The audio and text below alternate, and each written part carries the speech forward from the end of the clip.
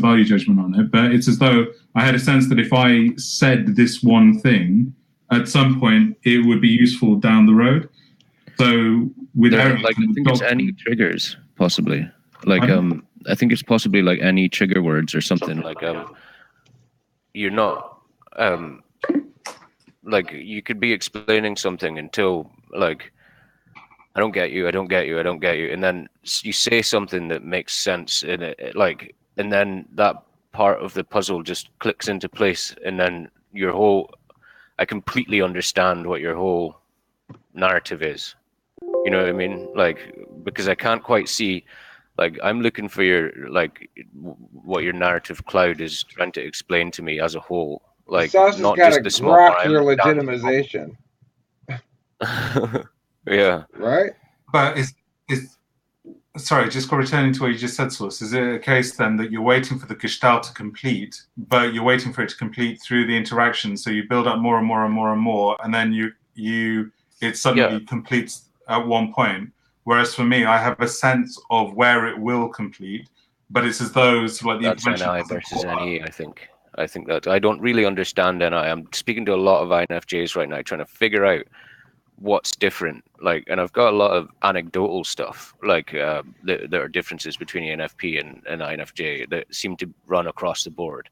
But how the functions, how the intuition works, like, is different. Like, I still haven't quite got my head around exactly how it works. Hey, Sauce, it's for your own shit. You can know your NI is good and working when you apply it to your own stuff, and you go to and you think to yourself, I've made this many jokes in the last 10 times I've hung around here. I remember the ones that stand out where I made a good joke and people laughed and that was a good joke or whatever. This is my vision of why that particular joke was a really good one. Okay, like that instinct that you have, that you know which of your jokes was super good and which of your own jokes was less good compared to the other jokes that you made. Okay, that knowledge is not a valuing thing like FI that goes, well, I just like this joke a lot because it relates to a funny SI memory to me. It's not really a very funny joke to other people, but that's a good joke. Period. That's brilliant. So it's about knowing what works. Yeah. Yeah, knowing what's right, knowing which is special, which thing is special.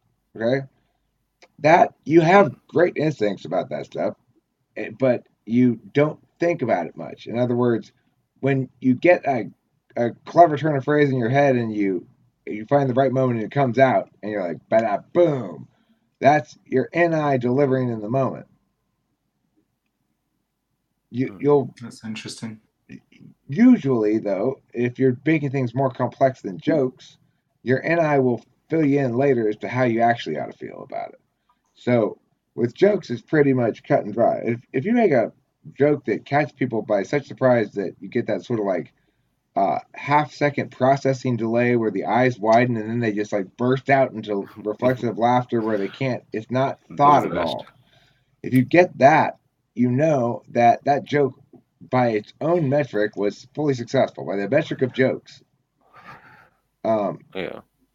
And you don't worry about whether you were fond of it or not. You go like, I killed it. That's NI. Yeah, I don't hold as much like you like you say, like you want to impress people. I'm not particularly like I find people impressive.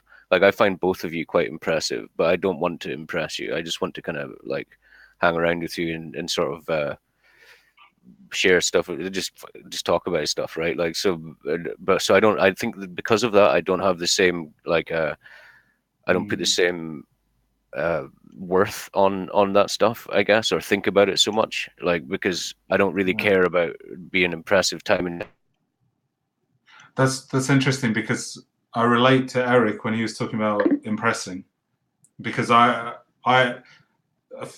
me, I feel like there's two things. One is the impressing, but also there's the connecting. It's as though sort of like I feel like I need to change and adapt myself in order to then sort of not just impress. That's a secondary thing based upon ego, but also to maintain a connection.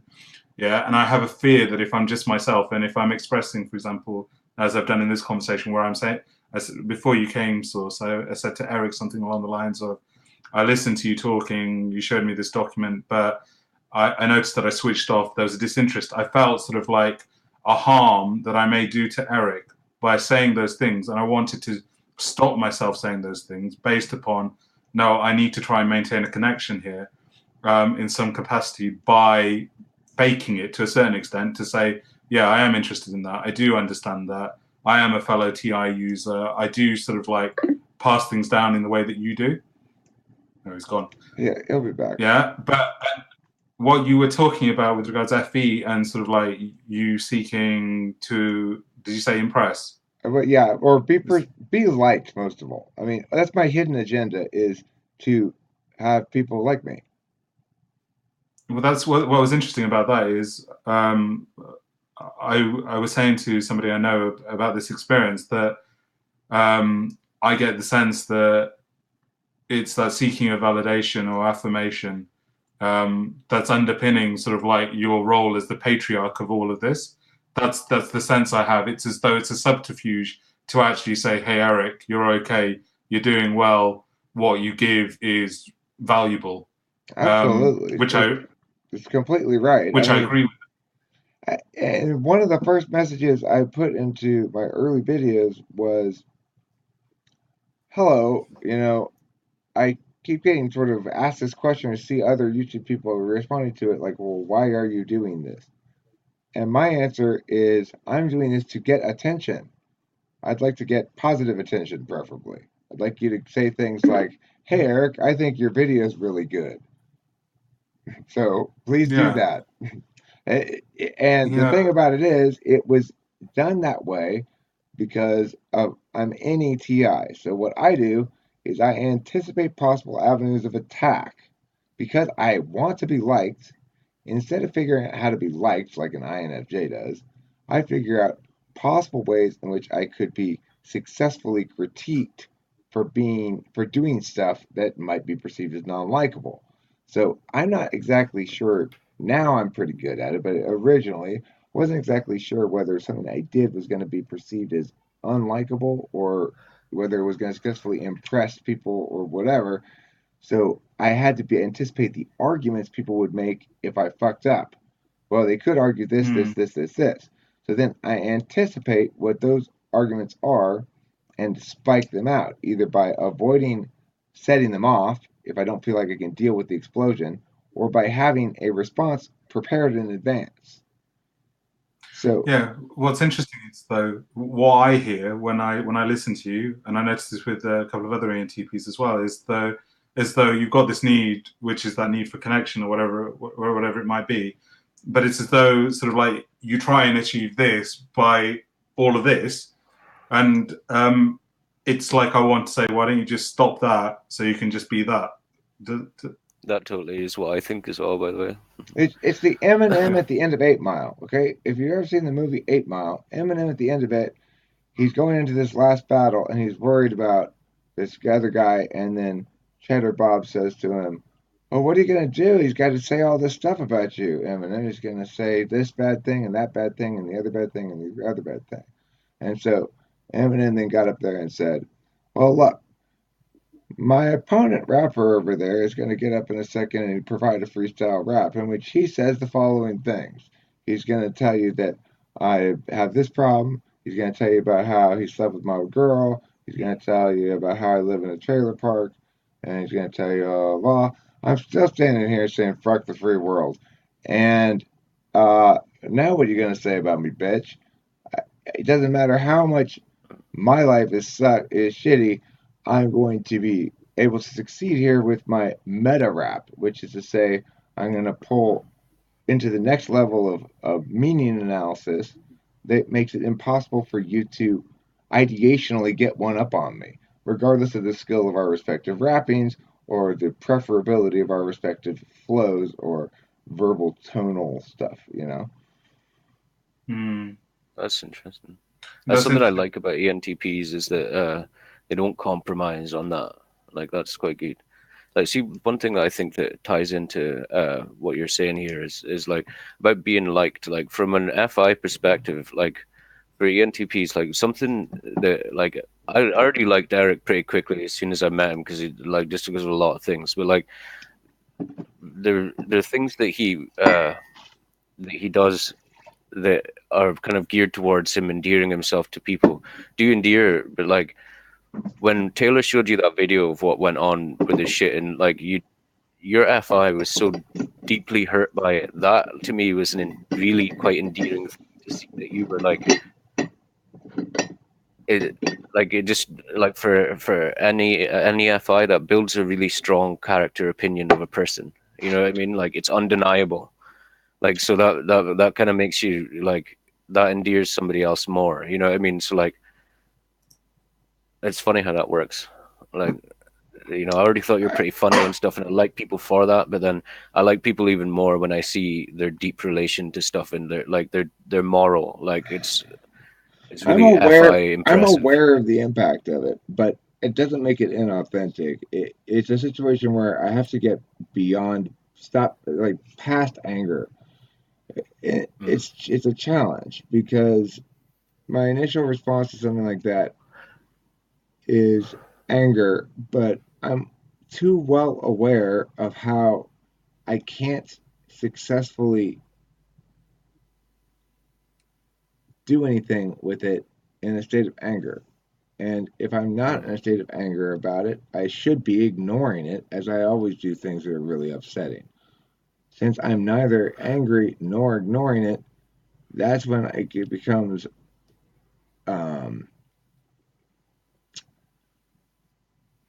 I'm sorry, but I missed some stuff. Well, look, and the thing is,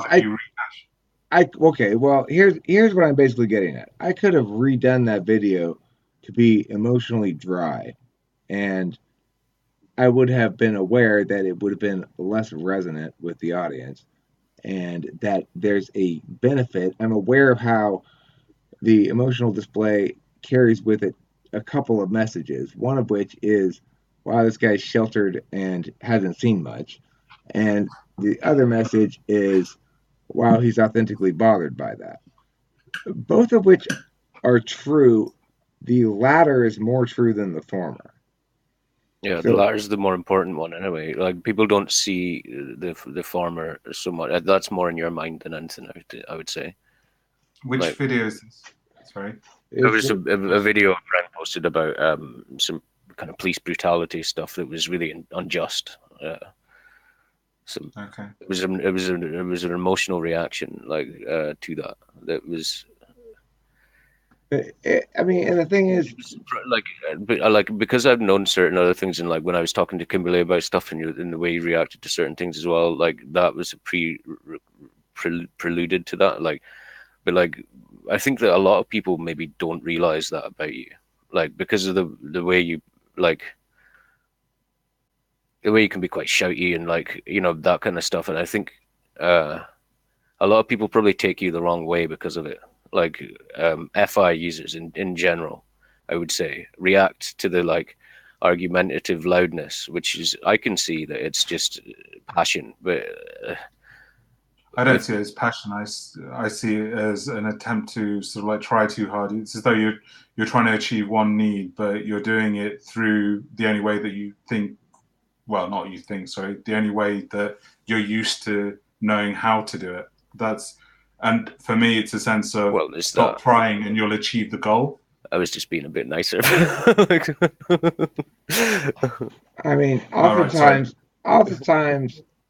simply by I'm achieving the goal, the only goal there is when I'm going off, and the only goal is watch this. This is gonna be fun. Yeah. The thing is, that's what I'm not giving a fuck about other people's feelings, and I'm attempting to use language as a weapon. Yeah, that's what I sense. When I've earlier before Sus was here and you were going through stuff, I had a sense as though you were trying to intimidate me, and I sort of felt myself sort of feeding into that for a second or two, and that was the point where I was like, oh, should I try and sort of go along with this, and should I try and sort of I wasn't act in a particular way? No, but it came across as that. It's sort of like, yeah. But then it's like I made a decision within myself, which was fuck it. He's going off on one. Like there's this need to sort of like impress. Look at the like verbal fluidity and eloquence, etc., etc. Sorry. I think some of it's just venting as well, like from Eric's. Yeah. Like it's venting. It's there's a certain amount of excitement to be talking with somebody that is still new to me, even though I have talked to you before and I have vague memories of it. My SI is pretty crappy. The thing is, there was perhaps enthusiasm. There was no intentional, and sometimes there might be. There was no intentional attempt to establish any kind of dominant stuff. I could see how it might be perceived that way anyway, because I'm not very cautious with the framing of stuff like I don't attend to as many levels of subtlety regarding FE as you do. Yeah, it's interesting that you mentioned dominance, because there's two things that come to mind. Is one, I felt as though you're trying to dominate and also show that, hey, I'm the head honcho here, and don't you forget it. That's one thing. But the other thing is, it's as though, and I'll say it now, it's like I wanted to reach out and I'll say it to you and just say, yeah, you're okay. What you're doing is okay. I get where you're coming from. It's of value. It's of worth. And it's all right to chill. And just accepting you for who you are and what you do, it's all good. But it's as though I'm seeing like these two processes happening. One is like somebody hug me, and the other is like I've got to talk as quickly as possible and make my brilliance be the thing that people are drawn to me in order to get this hug. And it's like, I'm not a very huggy person, but it's like in my mind I'm like thinking, somebody give Eric a hug. Yeah. That's the FI stuff I was talking to him about as well. Like, but the thing about that is, like, when you reach anything about a person like that, then you think like, well, think about what Eric's achieved by being the way he is. Like, so if you try and solve something like that, or if you see that as a problem or something that someone shouldn't be like, then Eric's personality and what he does within the world and all the things he's achieved and the people he's influenced and all the stuff that's become because of him and the way he is wouldn't exist. So his position is completely legitimate and doesn't need changed. Like, so that's like from an ENFP perspective. I get to the same conclusion as you, but I don't judge.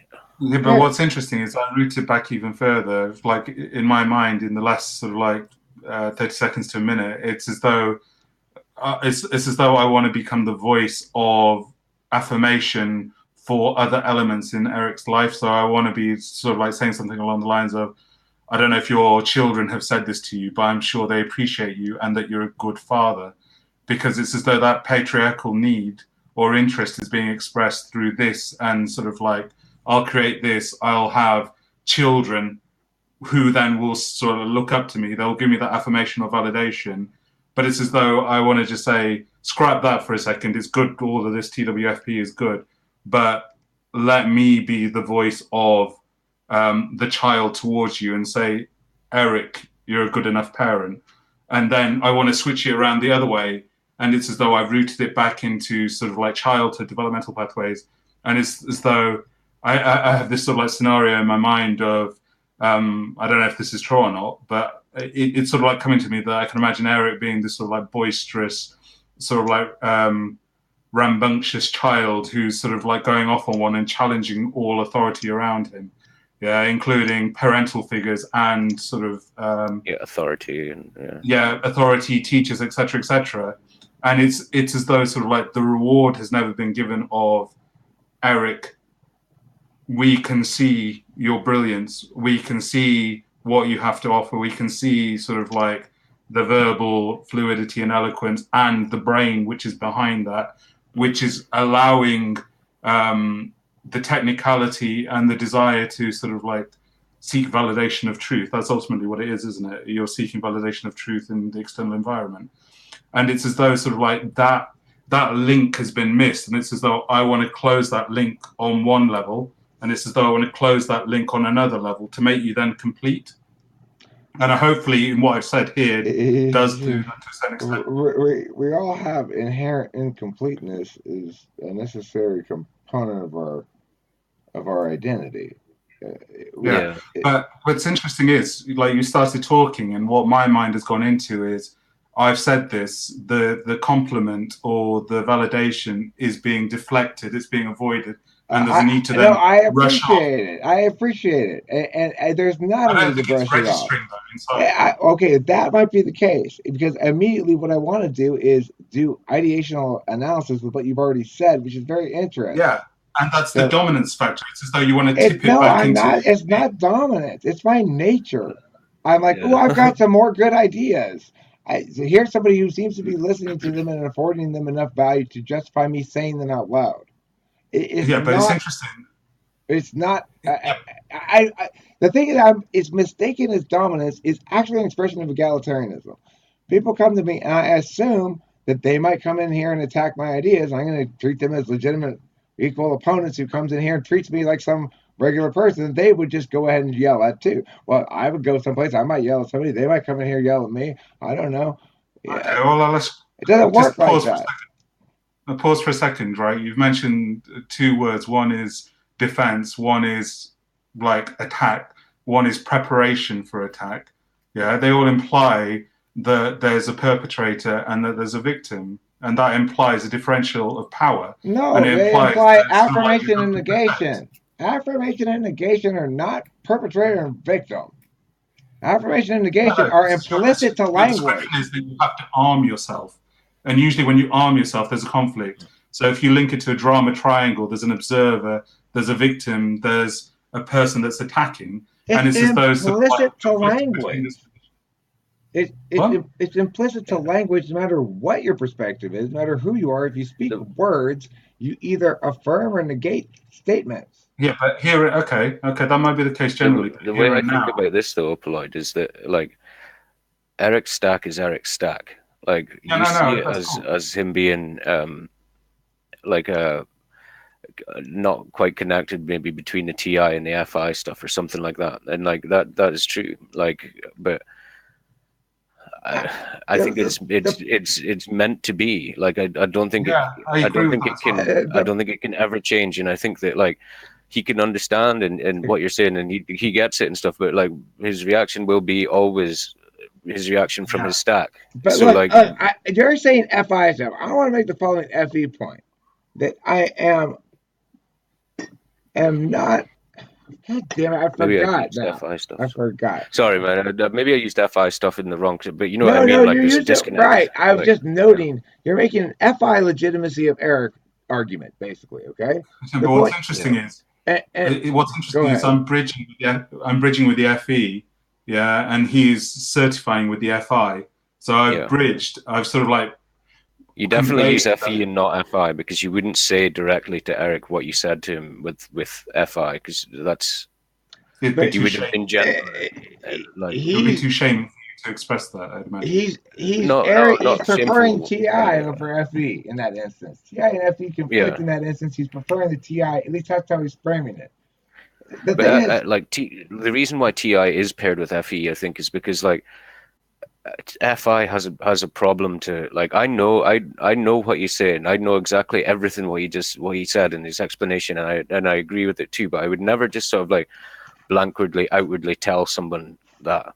Like, I would slowly, gently walk with them down the road and talk with them about it and let them kind of reach their own assumption of it and sort of, you know, add a bit of that in. Though. Like, see, you're defending me in areas where I don't want to be defended even. It's like, I'm fine with that. That's good FE from my perspective, because it means he's telling me shit that's not gentle FE. He's saying, listen, Eric, I'm presenting a critique of your execution of self. You know, I think that I see incompleteness. I see that there could be things you could do differently that would cause you to manifest a self that was more whole, more satisfying, more real, more fully realized. Why not consider these things, Eric? You know, I don't see. I'm like Eric on that part. I have to get quite worked up first before I can just express my opinion, like, of somebody's self. You know what I mean? Someone else's self. because it hurts my FI sort of fairness thing, sort of like I've got to have respect of. Let's hear what he said. You know what I want to hear his response to this. Opaloid, what's your? Sorry to cut you off, Sauce, but go ahead. I want to get clarification on something from him. Go ahead. Yeah, well, what's interesting for me though is listening to both of you. So, like with Eric, like I have the sense of like wanting to automatically go back into that hamster wheel in order to sort of like divert away from what's been said, because I imagine it might be shaming to a certain extent, and also in a public forum. Yeah, but also I have this sense that sort of like it's been received, but the deepening of the reception will occur in privacy. That's what I gather. Yeah. Yeah. With regards to Source and what he's saying, and sort of like, oh, he wouldn't say it in such a sharp or blunt way, or just he'd need to work up to it, or gently frame it. I want to just say one thing, which is I have a sense of Eric that he's actually looking for that to be said directly, because all of this is a subterfuge to achieve that. But it's as though nobody will say it directly, but only intimate it. And by saying it directly, it actually ticks that box of what his need is. Yeah. With regards to your reaction to what I said to him, it's interesting that it wasn't directed to you. So you're actually a bystander in what was being said, but you've personalized it with your FI.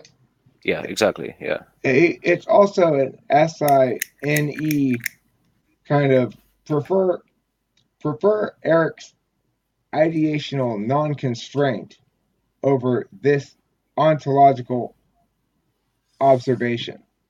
To the extent that your observation constrains his individualism, Sauce is going to reject that on FI grounds and on SINE grounds. Now, for me, I think you misunderstand the way I want to be liked and what that means. You see the fact that I have there's a certain hollowness about me that is implicit to the fact that I don't really understand exactly how other individuals feel about me, because I don't have a good understanding of how I feel about other individuals, and so it's hard for me to obviously have the assumed equivalency that engine that provides us our understandings of others' perceptions. So I don't understand clearly, like, that, oh, well, the reason why this person won't screw me over is because they love me. It's not because they've determined that would be that's not how they choose to. They've chosen to find themselves in ways that are contraindicative of that, like me, right? The reason I don't fuck people over is because I know what's on the flow. I know how I've chosen to define myself, and I wouldn't want to be defined in this fashion. Also, it wouldn't work with my existing arguments and stuff.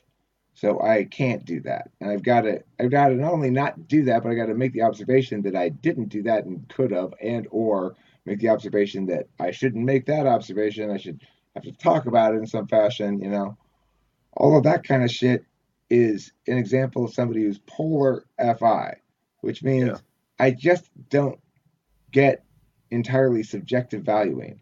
The most basic and first arriving of all human experience, namely the distinction between seek and fulfill, is denied to me as a useful form of attention. That doesn't mean I don't experience it. It means if I'm using that tool, I'm fucking shit up. But what's interesting is, I just want to clarify, I've got 2 points. One is to do with hollowness. That's actually the opposite of how I see you. I actually see fullness. I see sort of like this circle here, but I see this fullness here. And it's as though this fullness, what you describe as moistness, is not sort of like connected here. Yeah. So you're like talking here, and there's the FE, but behind the FE is the FI, which is blind to you. Yeah. And it's as though I can see that fullness which is present. And it's like you want to bridge that, but you're not sure how to bridge it. But then it's blind to you, but it's evident to others outside of you. Yeah. That's one point I wanted to make. So it's not about hollowness. I don't see you as a tin man at all. The second thing is actually to do with like the respective processes. I talked about being intimidated or feeling like I should be intimidated, and then switching away from that when I was talking with Eric. And if I'm an INFJ, I imagine it's because if I'm a dominant NI, his NE is there sort of like antagonizing. And the way that I experience that is like it's this cloud, a cloud of NE, which is trying to suffocate and push down. It's like give enough information and that will suffocate. So there's that dominance aspect that I was talking about, or defense. It's as though the cloud doesn't let anything penetrate into it.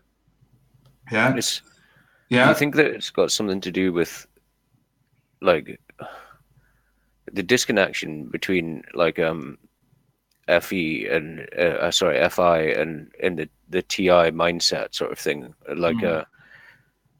Like Eric's reactions, I'm FI. I struggle to talk deeply about someone else's, but I'll do it anyway, out of respect. I think that like Eric quite deeply feels things.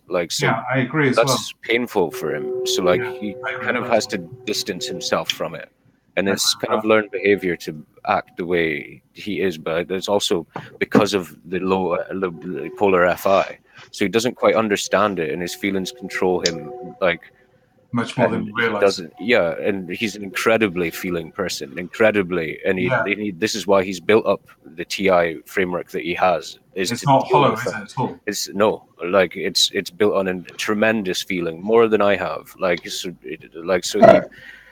has to. Let me address the hollow thing for a second. That's a term I used to use, and I would agree myself that I no longer self-identify as hollow, and that's something that grew for me after I quit drinking, was an understanding that the instances of time that I was existing that didn't involve laughing or crying I was still having emotional relationships with things in one way or another. In other words, there were actual emotions there after all. I remember telling a shrink one time, he's like, well, talk to me about your emotional state. I said, well, most of the time I don't have any emotion. And occasionally I get, something really exciting happens. I might feel a burst of excitement, or something really sad. If I watch something sad on TV, I might feel a burst of sadness. But in between those bursts, I don't have any emotions. And the shrink said, yes, you do. Everybody has emotions. You're not a psychopath or whatever. But now I am much more aware of the fact that I feel things and I'm having moods and stuff. But it's still not anything that I can integrate into the way I interact with the world meaningfully. So I might trip out about the fact that I like sauce. I feel, oh, sauce is here, it makes me happy. I'm interested in you. It's like this is a more interesting conversation than most that I have, and I like that. And the fact that I can distinguish between being interested in you and curious and stuff and liking sauce is due to the fact that I've had more time spent with sauce, and he probably due to the fact that his FI brings the FI moisture, which plays out as really good FE kind of whatever. It's the way I think it's the difference as well of the way ENFP does the FI stuff. I was talking about the gentleness and stuff, and where you're with the person and you go through the journey with them. You don't just tell them, but you don't tell them, because that's not fair. I've struggled to just do what Opaloid did and just tell you what he thinks about your problems, basically. I see them. I want to defend Opaloid. Because the funny thing is, the funny thing about this dynamic of this is Opaloid presumably here has the best, quote unquote, the tool FE. He did something that it was FE. It was either intentionally intending to, reposition in terms of dominance. In other words, make me the subject of scrutiny and analysis, or it was either that was its purpose, or that was an ancillary impact of it, or it was unintended. Regardless, it was FE gauntlet throwing in some sense, but to me it was totally the normal range of behavior, because it's simply affirming a bold claim, which is fine in my world. But for Sauce, he's like, hold on here. You're doing a dominance FE thing that I countervalue, but I understand because it's in my 6th slot.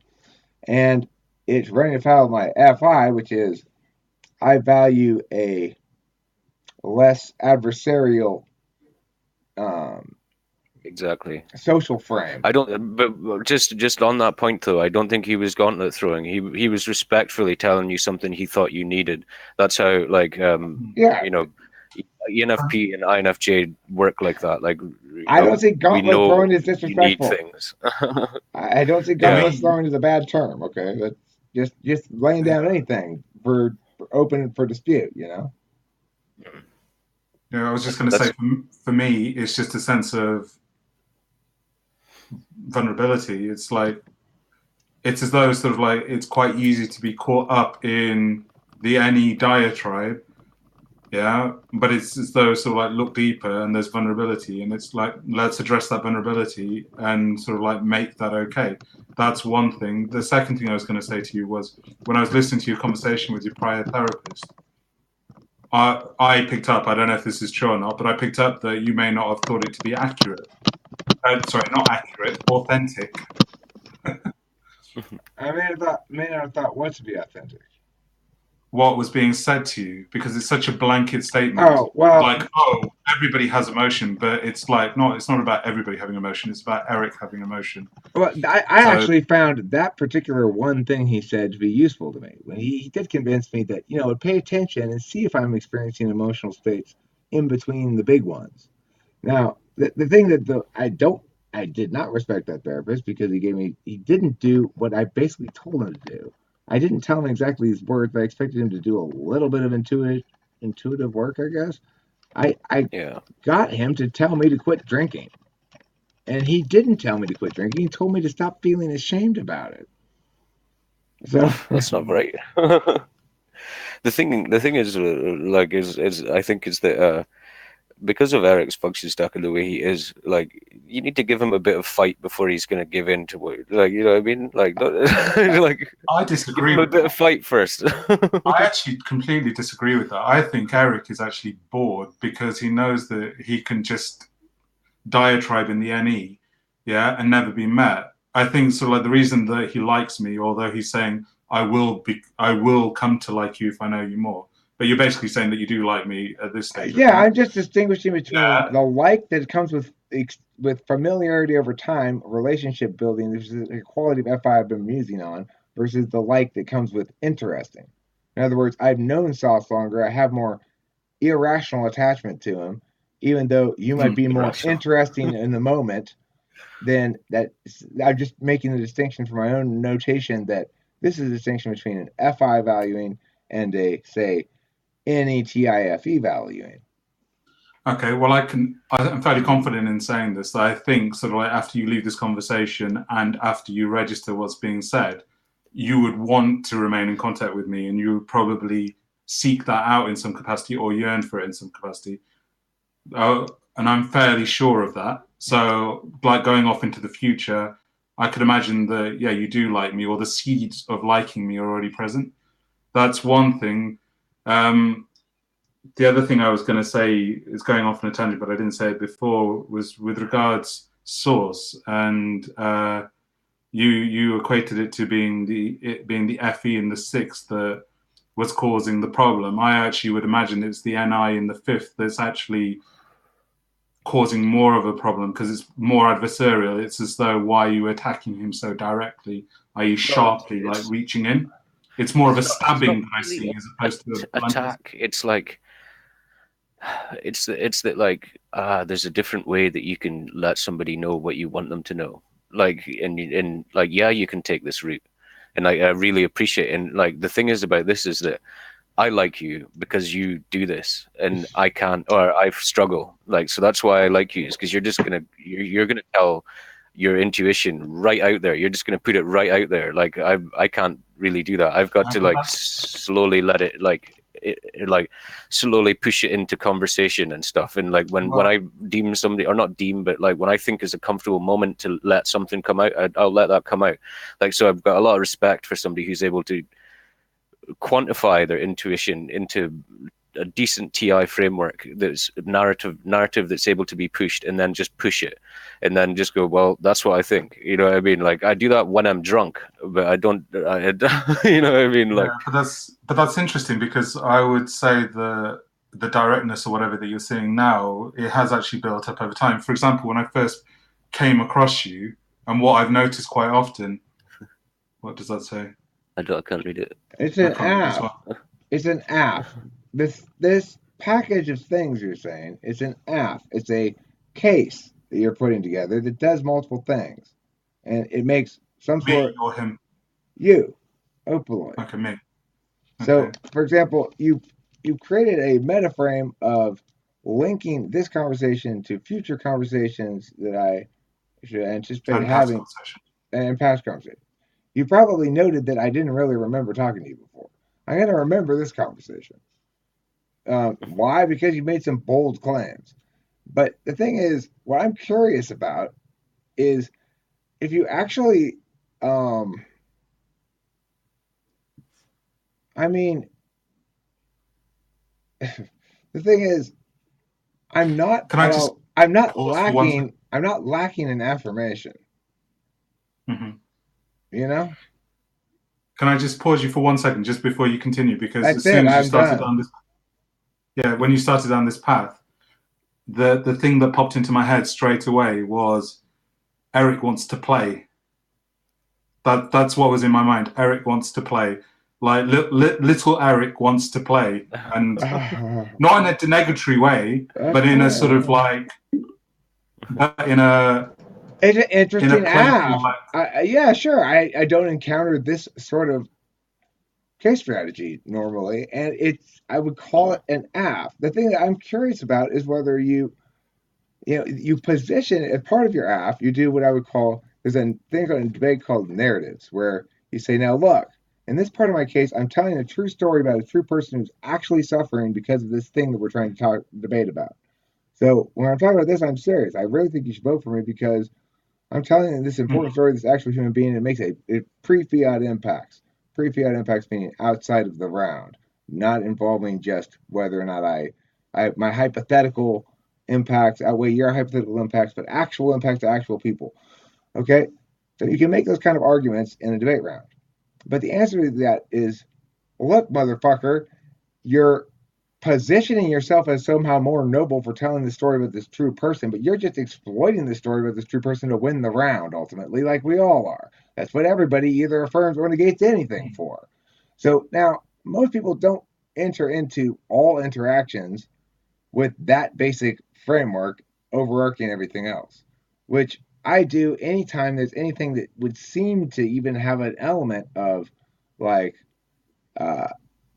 here's an app for you to negate, Eric, or here's a negationary response to stuff you've been saying. Anything that smacks of let's tangle, I'm going to naturally, immediately go, okay, well, let's see what's happening here in that capacity, you know? Yeah. I'm not quite sure what you mean, but I still have a sense that you want to play. Well, it's like, what he's saying is that, like, you can say something like that, but it's not like, there's no ground of proof of any of it. It's just you're just surmising. So like, he's able to TI and like pull it apart. That's not what I'm saying. He's saying he's ready to tango. Tango. Well, what I said was, you're presenting an AF case, okay? And the AF case is, here are some challenging things I've observed about host Eric that most people wouldn't say to him, and they're challenging to him, and they're going to present to him a perspective that suggests he's the one who needs to be worked on. Here he is standing and presiding over in judgment over everybody else, presenting the wisdom and the truth of things. That's fine. It's totally fine. So, but see, I view it as a case, and that putting together a case, anything's fair game. So I found it, remarkably nuanced in its crafting and thus gentler than an equivalent case that I would put together, for example. I didn't ascribe to it any ownership to you. I don't think you necessarily believe it or care. I assume you're saying, this is interesting. Here we go.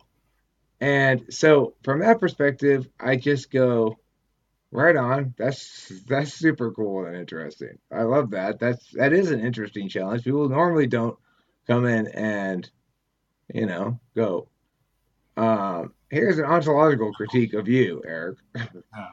So it's cool. But the thing is, you position it with that narrative thing as though you're like earnestly concerned that I'm somehow not getting certain needs fulfilled.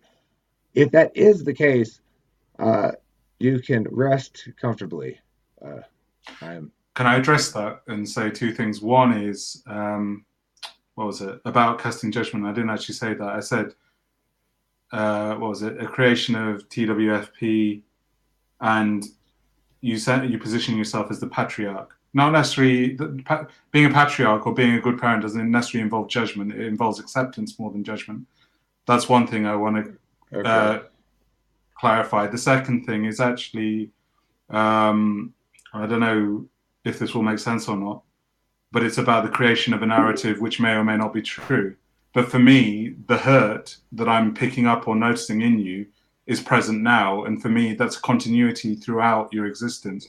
So whether it actually happened at some specific point in the past or the future, it's present now. And I'm assuming that it has a root at some point in your narrative. So that's why I'm addressing it now and bringing it into the fore.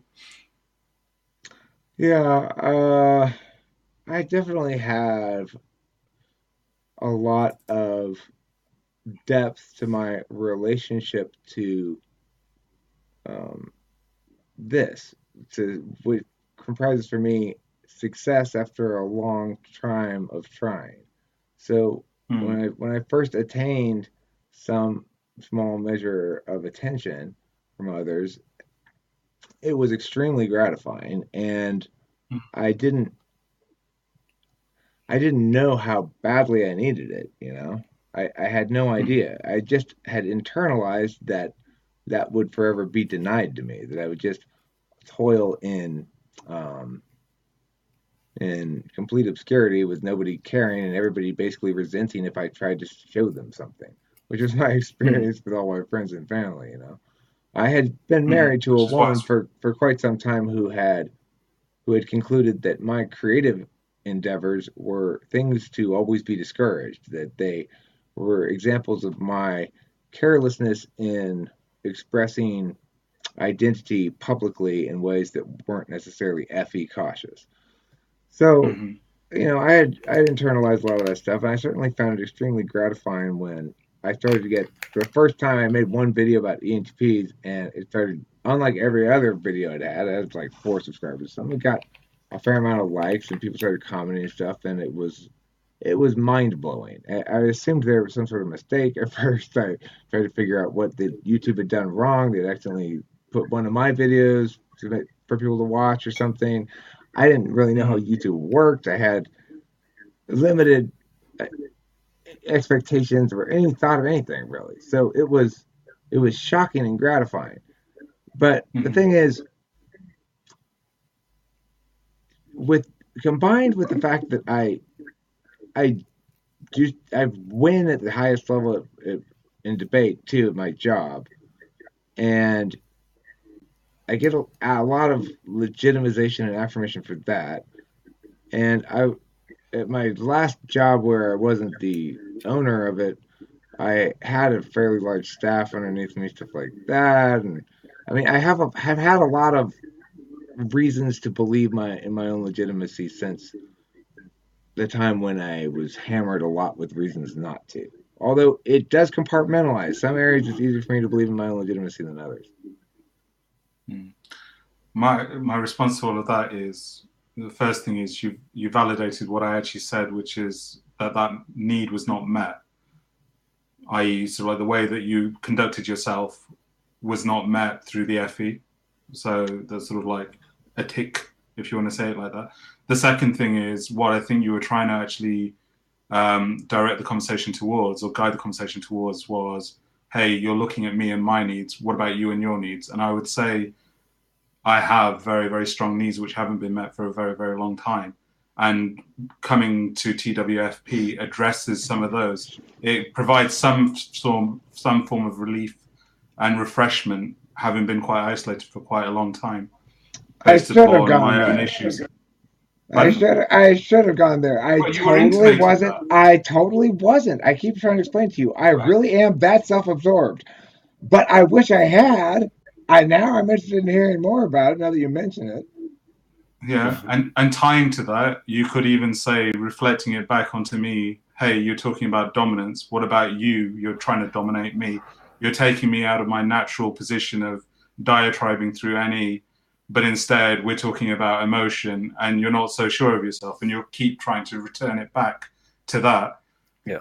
And that could actually link to what originally happened when we first met earlier, 2 or 3 hours, was it 2 hours ago, something like that, where I said it was actually me that started feeling intimidated or suffocated. I think that's a more clear phrase.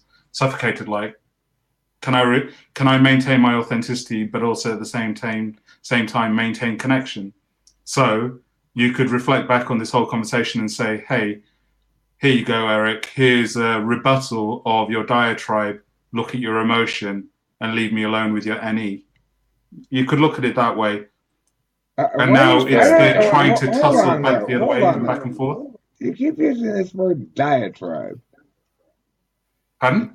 You keep using this word diatribe. Yeah. You seem like you're doing. I think you're trying to achieve 4 things. One is what you've already said, which is you're trying to impress. The second thing is trying to get a validation or affirmation. The third thing is your intellect, which has probably not been, somebody's probably not said, Eric, yeah, you come across as very, very bright.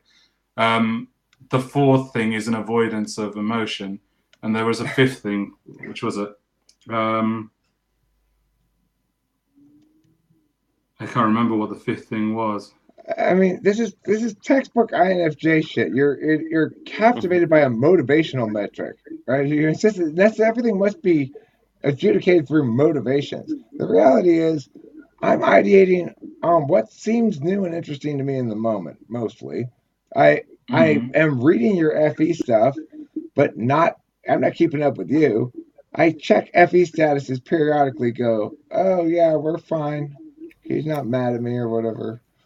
And then I'm thinking about my own shit mostly. When it may seem like I'm intimating where I should have been going, if I'm interviewing you or something, if I'd come into this conversation more like thinking, okay, this is Opaloid from his channel's got like 6,000 subscribers, and I'm going to interview him. Things would play out differently because I'd go into it with a meta frame. But with you, you'd be more armed. I just have a frame going in, so it would have a purpose. There's no teleology to this. There's no purpose. It doesn't have to. It attains its legitimacy. It's already attaining it right now. Its legitimacy is expressing itself by being interesting and ideationally engaging. That's all it's got to do. I'm not worried about winning or losing some dominance thing because I'm just too well positioned really to lose it ultimately in this context. Okay. I've got a question for you, all right? I don't know where this is coming from, but I'll ask it. Do you feel harmonized in this moment? Yeah, I feel as though this is one of the better conversations I've had in a long time. You, and then with sauce in the mix, making it even richer in terms of its ideation, although more crowded. Yeah. And linked to that, the reason I asked it is you feeling more harmonized, right? Well, more harmonized than what? Well, you tell me. You said yes, so you're saying yes to something. I say, yeah, I feel as though this conversation is working. We're working in complement with each other or in coordination with each other more than we are engaging in a back and forth of affirmation and negation. So it's more constructive than most conversations. I guess that's what I meant by harmonizing. Yeah. Hi, sorry, somebody just walked in and I didn't catch the last 20 seconds. Can you repeat? I said, I think what I meant by harmonizing is I find this conversation more constructive than many. In other words, we're not devolving into affirmation negation exchanges. Although, you know, I'm being very attentive to legitimize stuff that I might, and if the way that the framings of shit had played out differently, would likely lead to more of an adversarial conversation. This one is more constructive, working towards something rather than an execution of adversarial affirmation and negation clash, as it's called. So in that sense, it's more harmonizing. Okay, and what I want to say in response to that is what I pick up, and again, it doesn't mean that it's right or true, is that you seem more soothed to me. On this level here, it seems more soothed and harmonized. This level, it's as though you've dipped in here for a little bit. This has been soothed or harmonized, and now you're coming back here. So there's an adversarial content here, which is playful for you. Yeah, but this bit here is more at ease. That's what I'm picking up when I'm referring to harmony between you and I. And I just want to say one further thing, which is that whole angle to do with needs. And whose needs are being met. I would say, I don't know if this is true for all INFJs or if I'm an INFJ, but I would say me trying to tweak inside of you and produce this sort of like change in the gestalt is me trying to indirectly get my own needs met through what might be tweaked there. Yes. So I'm aware of that. I'm aware that if I can create that change within you and create that soothing within you, I reflectively feel some sense of soothing of my own process as well. Yeah. Do you pick that up, or is that lost? I absolutely pick that up, yeah. I know quite a few INFJs now, and I know how they operate. See, I operate very similarly. It's interesting because I never would have made that argument. That you know, it's like it's true you're susceptible to having your own warrant applied towards you. So in other words, you're saying, look, I'm seeing needs that need to be met here, and in meeting them, my own needs are being met because I need to feel as though I'm useful metaphysically. I need to do my work as a metaphysician, and ultimately as a metaphysical epistemologist, as somebody who knows the objective renderings of things, the meanings of things. You want to see that expression of self find resonance to create meaningful growth, I guess, or change in others, or something that can be valued implicitly. Okay, and in simpler terms, basically, there's a shared validation or shared affirmation. I like that you like me. In simple terms, yeah, and vice versa. Sure. I'm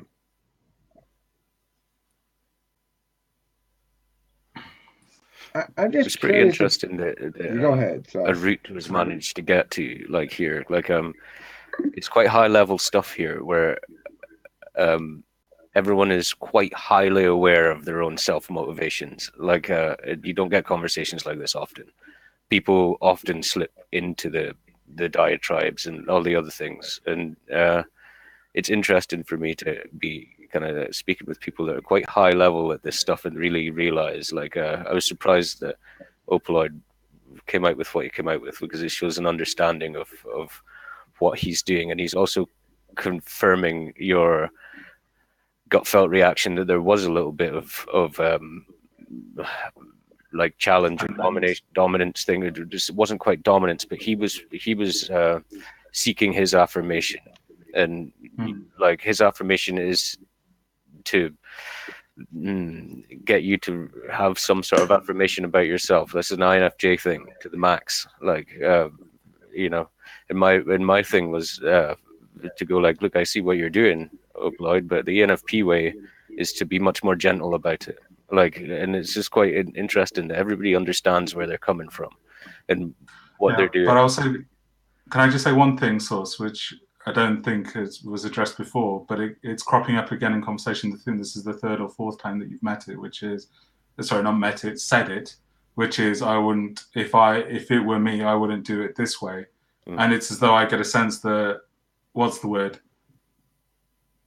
I don't know if this will make sense or not, but I have a sense of you need soothing in a way. And I feel as though there's a compulsion within me to say something along the lines of, hey, if I was your friend and if we were talking, I would be gentle with you, i.e. it wouldn't happen in the same way as it has happened with Eric over here. But see, look, what you're doing is... It's as though let me just finish 1 second. It's as though I'm having to sort of like put at this point now into the anticipated future that you're anticipating and intending on having with me, a signpost saying, hey, I'm safe, so don't worry about it. Look, it's but you may not realize that, but that's what it is in effect. It's one of what we are all operating under one particular engine, at least that we all have, which is, we'll say, we try to position what Kimberly says when I do it with her. She says, "You're not the gauge of all knowing, Eric." So, in other words, we in general all will position ourselves. Sorry, something. Oh wait. That's interesting. Yeah. Anyway, it's the gauge of all knowing thing. When with a certain amount of okay, so by doing a certain amount of meta work, by going like, okay, well, here's the meta frame of what, even including my own illocutionary concerns or personal purpose concerns, that is a way of establishing subject status.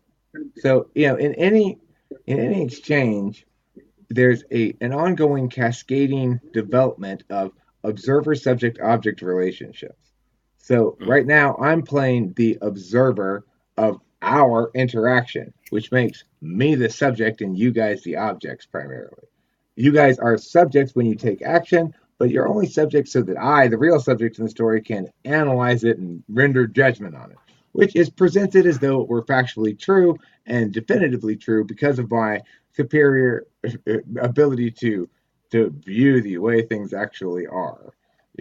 So that's how we each are playing that implicit framing approach some of the time with things we feel most legitimized on whatever metric of combination of each other's metrics we're using. Into some function at some time. So like every time you make an observation and you relay it to another person, like it doesn't just come from one function. There's elements of probably all of the functions in there, and the other person is going to be better at some of those functions than you. And if it doesn't strike them as perfect, if there's an area somewhere where you're not quite 100%, then they're going to take a bit of offense to that, maybe, or be like, well, that's not right, you've missed out this or you've missed out that. And it's like, that's what I was meaning by it's quite high level, because people see, like, all you two guys seem to be able to kind of, like, even though like there's conversations not coming from your strong suits as well, maybe on different types, you're still able to kind of take that into consideration and go and not like, not just disregard it, which is like, that's a low level man's game, you know what I mean? Is to just disregard. To show you what you mean, let's look at the analysis of Opaloid's FE. So basically what he does is he comes with a critique of me that has built into it a reality that if I respond negationarily, it's going to play defensive. In other words, if I really want to negate any sort of critique implicit in what he's saying to me, I have to play it out a certain way on an FE level. In other words, there's perceptual dominance and then there's argumentational dominance. So from the perceptual dominance standpoint, I can't come across as affording it too much consideration in terms of wanting to negate any purportedly negative things it might suggest, or attacks, or suggestions of inadequacies in me or some other one thing I might not like, right? I can't be very reactive at all to that. So he knows that I can't be reactive to it. So it's a safe kind of the way he presented it and the way he went about positioning it from the gauge of all knowing perspective. Yeah, but do you know that he's not like mindfully doing that on purpose like you would? I wouldn't do that. I wouldn't do that on purpose. I wouldn't do that on purpose either because I wouldn't be that slick with the FE. I would do the argumentational part, but I wouldn't get the FE. I have to just sit here and analyze it when somebody else does the FE stuff. I'm just not that slick with it.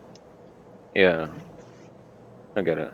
But I think he is. So we don't think he's an INTP anymore. We think he's an INFJ. I'm pretty certain he's INFJ. Yeah. Like I'm 100% certain he's INFJ. Me too, Sauce. You and me on the same page there. I could see that. I think 100%. I mean, I was having a debate with him the other night, and there was a NI-SI thing going on between us. Yeah, for sure.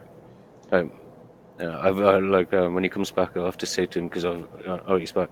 Oh, can I just reply to what you said to me before about bringing up the same thing over and over again? Like, I had a thought about it, Opaloid. And can I say one thing before you do? No, let Sauce go first. No, it's just the full. That's fine. No, it's just the fullness of it. That's all. This is my sort of like internal timeline based upon my interactions with you. So you call the back end of an argument that I had with Mark. Mm-hmm. Yeah, that was one thing. The next thing was, I think it was the next day or something like that. There was a conversation that happened where, there was not a conversation with me. I entered into the room and somebody said, "Oh, who's Opaloid?" And you vouched for me. I didn't ask you to vouch for me, but you said, "Oh, he's a cool guy.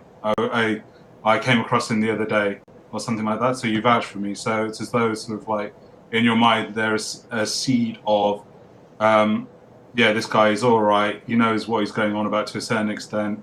I'm still sort of like sizing him up. He seems like a safe person, a cool dude. Then this interaction has happened, and it's as though sort of like that initial impression that you had of like who I am or how I operate might suddenly be disrupted. It's gone into sort of like, hang on a minute. This guy that I thought was all right. That was a bit unexpected that he's sort of like being that forceful or forward. No, that's wrong. Eric. That's wrong. Like your intuition's wrong there. Yes, 100%. Any intuition doesn't work. Let me finish the last step. Okay. Let me just finish the last step, which is, and then there's a need to reconnect that sort of like initial impression and gain safety for future. Yeah, the gain and safety thing is right. Like there's a bit of a hitch there somewhere. Like the safety thing is right. I want to always maintain friendliness with everybody, and that's right. I think I know what the hitch is. I think, and let me clarify this, the nuance of it. I think what drew you to me in the first place was that I was direct in the argument that I was having with Mark, and it was like I was freely expressing his point of view and his mind. Yeah. That is true also of this conversation that I've just had with Eric. So that aspect is sort of like still shared.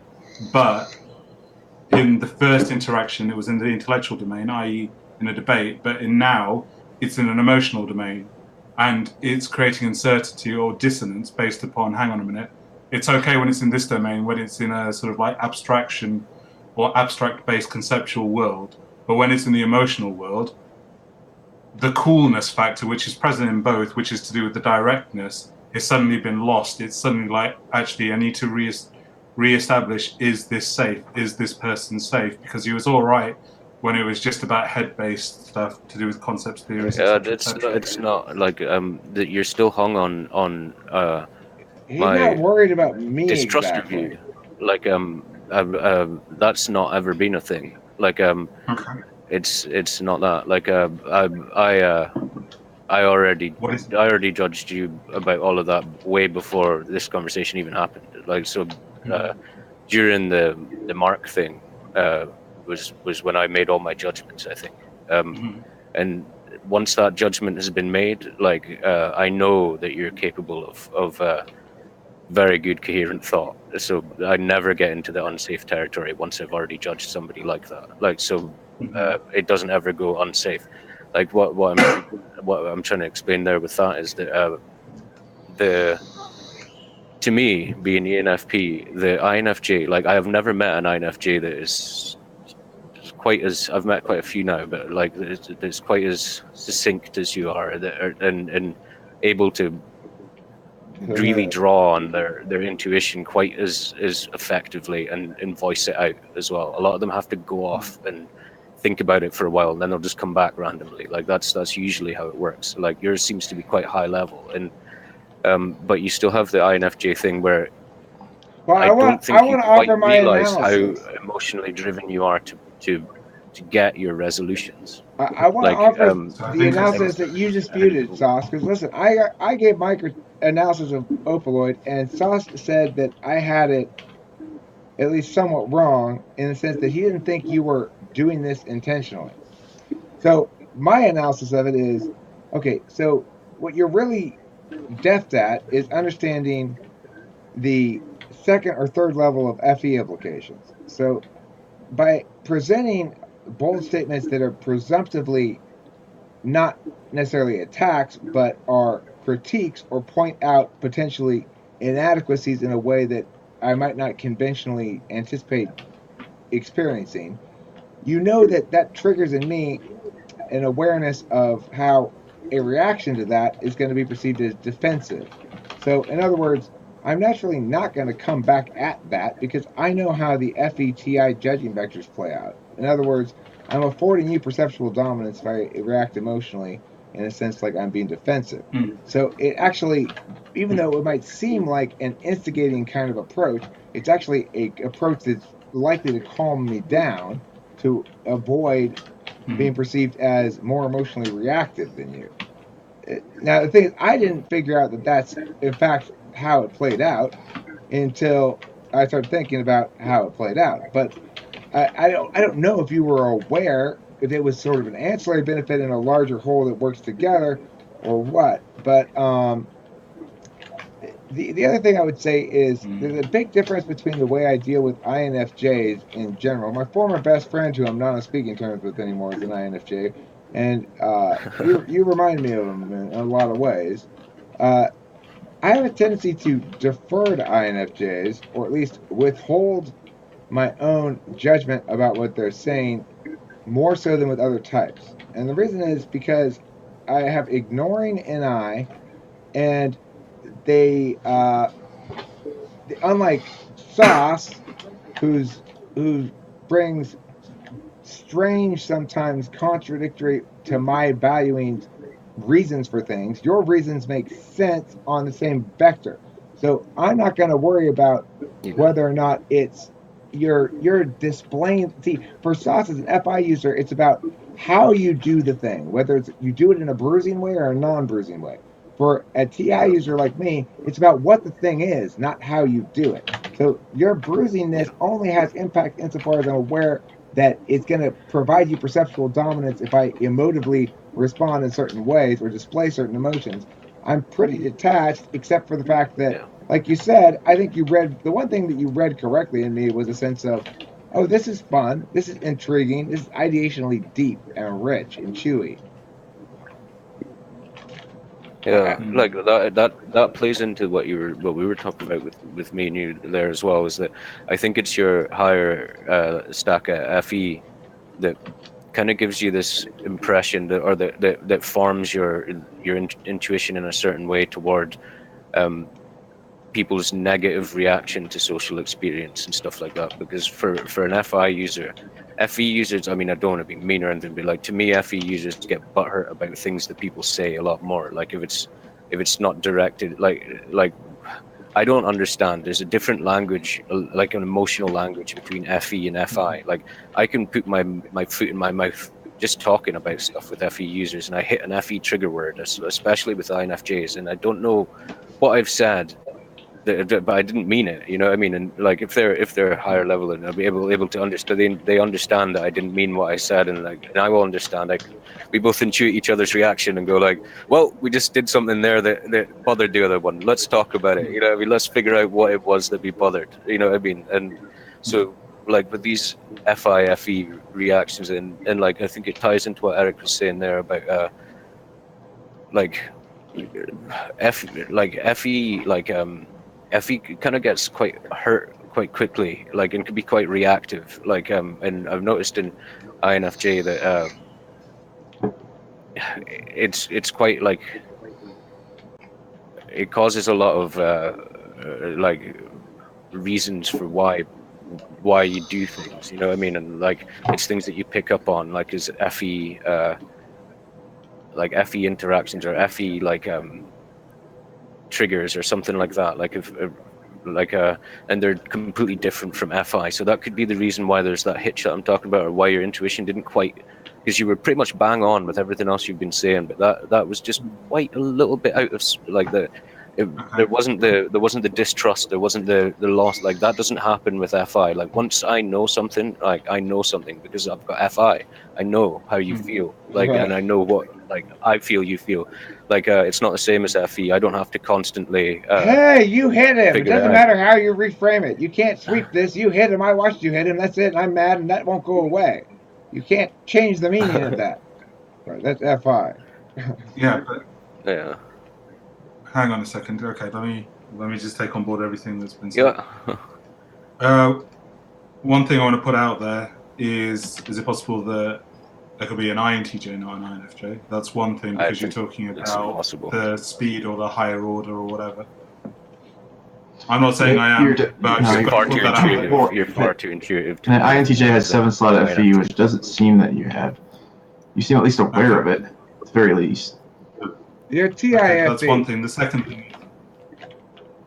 Okay, the second thing is what I think Eric was saying about something along the lines of, did I intend to do something? Was it like deliberate? And I just want to say, no, there's no deliberateness. It's as though I have a sense that sort of like if I say this thing, it will plant the seed, which will then like come to fruition.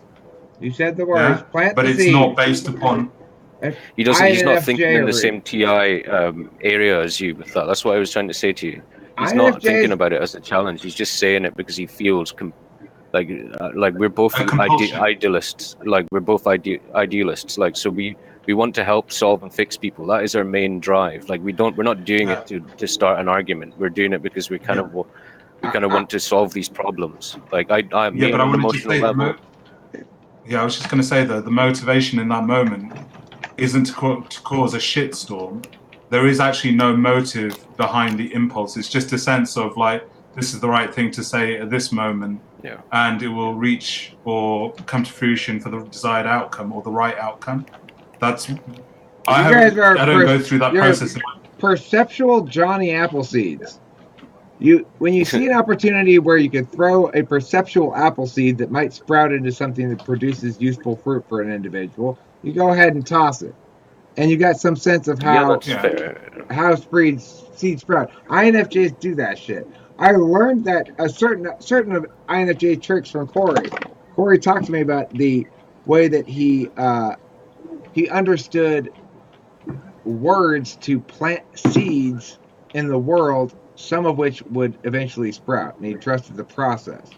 And so, for example, he taught me the benefit of letting people operate under false pretenses for extended periods of time, and then letting them naturally discover their own false pretenses rather than telling it to them, because that produces the most FE dividends. That's something I learned from my INFJ friend Corey. How many ENFP friends do you have, Opaloid? Do you have any? I don't know many people. That's why this has come as a welcome relief from something I would say to you that I think you'll find highly exploratory, like of the psyche and the self and intuition in itself, is to like speak with high level thinking ENFPs, because my shit is very similar to your shit, but it just works on all the other functions. Like you know what I mean? It's reversed basically. So we basically have very similar motives. We're both idealists. We approach the problems from very, very different, like polar opposite directions.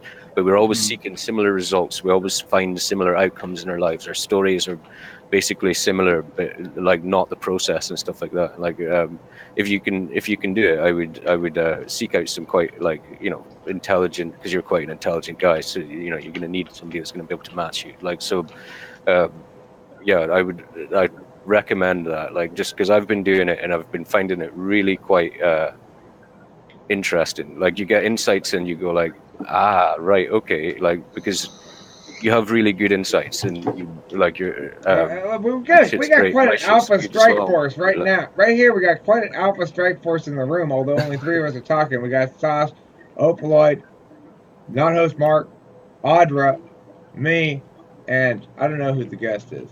But you know, I wouldn't mind sending this strike team into any sort of situation where you gotta fuck some shit up, solve some problems, bust some ass, kick some ass, take some names, you know, punch a few people in the face, metaphorically only.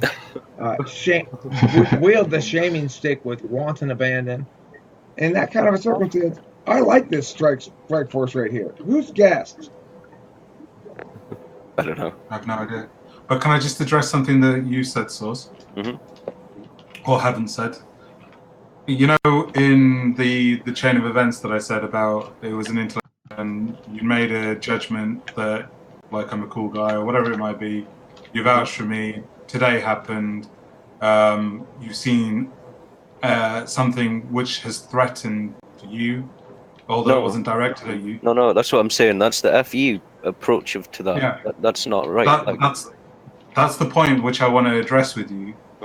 If you've not felt threat, or if you've not felt you want to know anything, what it is, why the reaction? The reaction is my reaction is your reaction to why you did what you did to Eric in the first place. I want to show you how you can better perform. Yeah, it doesn't matter. Like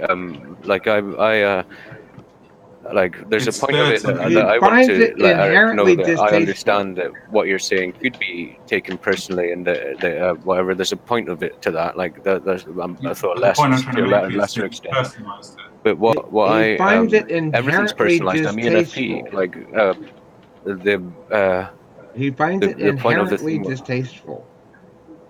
Not really, because the way he was doing it is right. What he was saying, that from his perspective, and his perspective is right, that you reacted to that, and he was right. You know what I mean? And like, I know that as well, but like, I'm just less able to do it, right? So that's why I said I respected him for it. The thing you witnessed did not sit well with your stomach, in the same way that a video of the cops tasing that guy, I found it inherently distasteful. I don't have reasons for it. Okay, right. I'll fully explain why. It's because, like, I know Eric a little bit better, and I know that, like, that you're right with the I could explain this, and that's how he's going to that's how he kind of like wants it to be, and it's respectful to him to do it that way and stuff as well.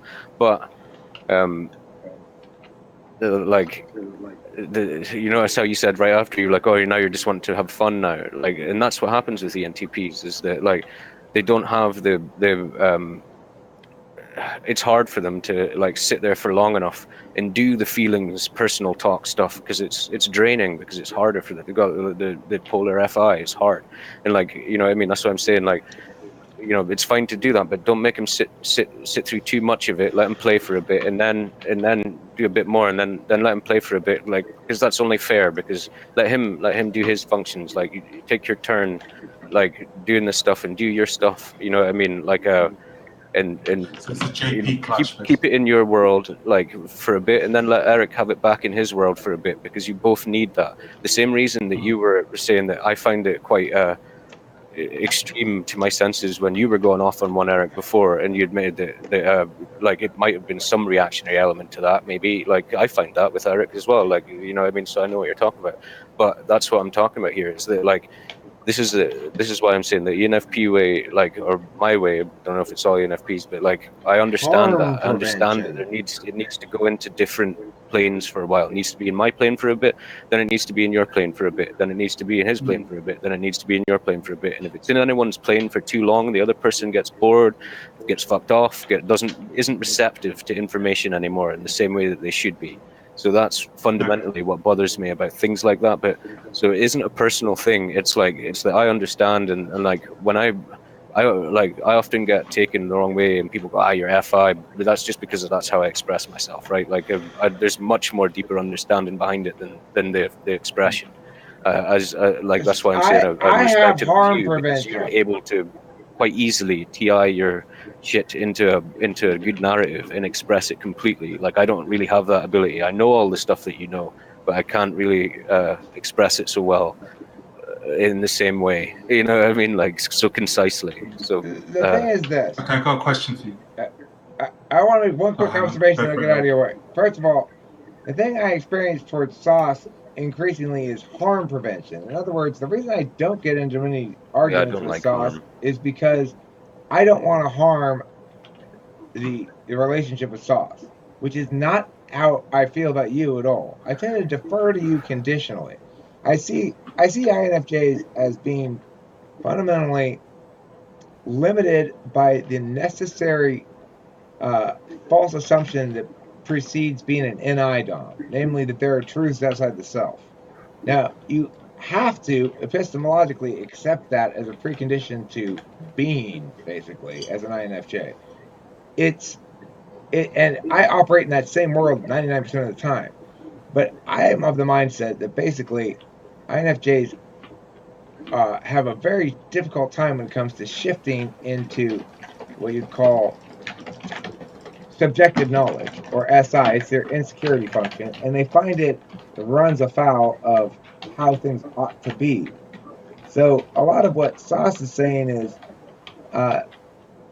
it's not just what he's saying; it's that it's sourced out of a sense of subjective knowledge versus objective knowledge. And Sauce and I both share that subjective knowledge base. It causes us to be a little bristly in theory, potentially, towards singularity of the one right way, even though sometimes there is a one right way. So, So that's the whole JP thing, if I'm a J. Well, if you're NI Dom, you're not really a J, you're a P. Yeah. So Eric, I operate kind of with the NI, at least theoretically. Like that's what I would say, that there's objective truth outside of me, and that's what I'm getting the truth from.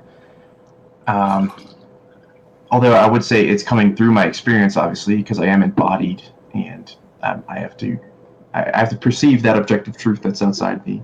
So there's that sort of thing going on. But I would say that there's truth outside me. You would too. So I just wonder how. I wouldn't say there's truth outside me.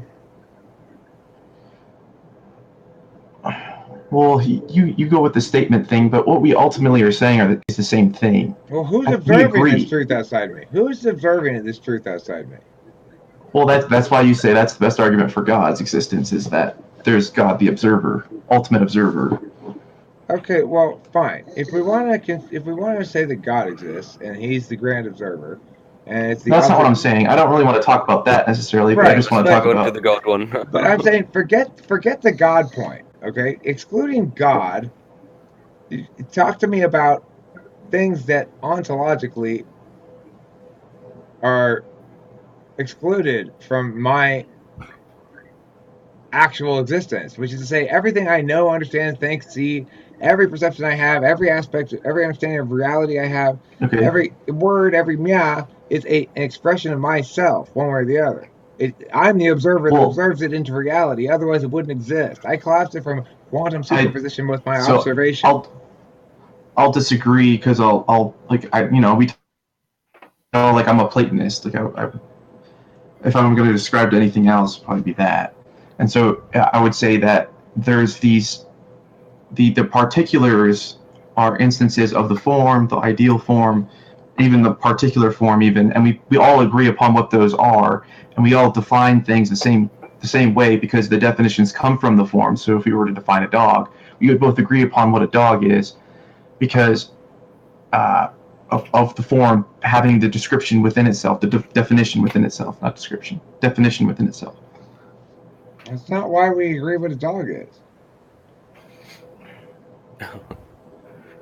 Well, we've had this conversation before. I don't know if you remember, but we ultimately agreed. We just talk about it differently. You use different words. No, my point is we know what a dog is by agreeing to exclude certain things from being cooperatively labeled as dog. Exactly. Yeah, we agree. To exclude, though, not to include things that are of the form dog. It means the same thing, Eric. It doesn't mean the same thing. Yes, it does. To say this doesn't meet the criterion for the definition of dog is a much easier thing to establish than this does meet the criterion for a definition of dog. It's an entirely different process. I would say ultimately it's not, because the only thing we can say about a dog is that it is a dog, and anything that we would add to that would be adding on to what a dog is. We would be adding on to its substance. A dog is everything that's not a dog. Yeah, it means we're saying the same thing. No, we're not. You can disagree all you want, Eric, but that's the case. You're saying the definition of a dog is everything that's not a dog, and I'm saying the only thing that we can say about a dog is that it is a dog, which means the only thing that we can say about a dog is that it excludes all these other things because we can't define it properly, in the sense that anything that I would add to what a dog is would be in addition to the dog. No, Mark, but the thing is, those aren't saying the same thing. They're saying different things. On the one hand, I'm saying, here's a value criterion, a way to uphold the value of dog. How do we uphold the value of dog? We negate when a reference is inconsistent with something not being not a dog. So in other words, if something has attributes that are exclusive of attributes that we commonly agree to be dogs, then we exclude that thing from consideration under the label of dog. Eric, okay, regardless of all that, let's say I agree with you. I'll grant everything you just said. I'll agree. We still both agree. And everybody would agree. The point is, we both agree about what a dog is, not because we've made up our own definition of a dog, but because of what a dog is or isn't. And I'll agree that it excludes everything that's not a dog, and I'll agree with you on that. Okay, but the point is that I'm agreeing with you is the point of my argument, is that I am agreeing with you, and everybody else would agree as well. That's the point. But see, I don't think we are agreeing, Mark. You keep insisting that dogs exist, and I keep pointing out that we use words to reference things that fill the role of dog in our life. How about this? I'll use that in my ENTJ argument as well, is that I think I have an NI perspective in that sense of where definitions come from of words. I mean, I think you have an NI framing of your somewhat tortured legalistic understanding of it, because the thing is, we all agree that if you're in Mexico and you say perro, that means we're talking about, if you say in English dog, that you're referring to the same general category of thing that you would say. The reason is because dogs have the same essence whether they're in Mexico or in America or something like that. Correct. Yeah. But my point would be that we have terms that we use for purposes. So I only talk about dogs when I'm for a finite, usually, set of reasons. You're TE, Eric. You're the ENTJ. Look at this. You think words are only insofar as they have a purpose, not because they have a definition within themselves. No, because what I'm saying is that their communicative impact is very much contingent on the illocutionary aspects of things, what the speaker intends to speak those words for. So we talk about things being referential to things. When we're using the word dog now, we are not referring to dogs. We are referring to things that have that are a class name that we have physical reference that apply to it. And going, okay, regarding this class of thing, words like dog and the fact that there are physical objects in the world, or agents really, that are little animals that okay, are dogs. sure. Are you talking about why we communicate? Or are you talking about what a word means? I'm saying you're talking about why we use a word. That doesn't mean that the word itself it changes its meaning. But what I'm saying is, its meaning is only meaningful insofar as it fulfills a purpose of the speaker. Okay, sure. So you're saying the meaning is only meaningful. That's one step further removed now. I don't care. But what I'm saying is, if I tell you, "Hey, don't step on my dog," I'm not referring to a class of thing that has the attributes of a dog. I'm referring to the class of thing that is that is under your foot and you're not aware of. I'm really not even referencing a dog at that point. I'm saying, hey, there's a harm potential here. I'd like you to avoid it. The illocutionary purpose of my communication is why dog is not referencing a thing. It's instead a term we use to indicate whatever it is we're trying to indicate with our communication. The thing is that I find that argument. I find that it's not threatening at all. I just consider that to be one step removed. It's talking about why why the meaning is meaningful. Okay. And in this one particular instance, even it's not even talking about why this word is meaningful across time or in different instances. It's just talking about in this particular instance, in this sentence that I'm telling you right now. This is why this meaning is meaningful. If I say don't step on my dog, well, hey, watch out, don't step on my dog, and it's actually a cat, is there some untruth involved there? Is there some sort of untruth? See, wait, hold on. I just want to take I'll respond to that. But look at what Neptune's saying. So this is what I'm talking about when people say, "See, Mark, you are good at FI arguments." I don't think I'm making an FI argument. He's not making FI arguments. It's ridiculous. What you said there, Eric, where you said, "But it's actually a dog," implies that there is an actual separation. Well, sure. In other words, if I say, "Hey, don't step on my dog," and you look and you're like, "That's a cat," we might both agree that it's a feline is the species, that's the correct label to use. But I might say, "I know it's a cat, but she's my dog." Wait, Mark, and in response, hold on. I would say in response to what Eric was saying, I would also say I would consider that you made a mistake in your speech. Like I would think that you didn't mean dog in that instance if it was a cat. Maybe my cat's my dog. Wait, but the point is, it's what? Are there an infinite set of forms? Because if your argument is that the element of or the form of a dog is understood without the word is just there to kind of express it. Well, what if you start going into subspeciation whereby you can't easily differentiate between different species? So, for example, if you go down to the microscopic level, the difference between an amoeba or some other form of bacteria will be so different that visually we couldn't actually tell the difference.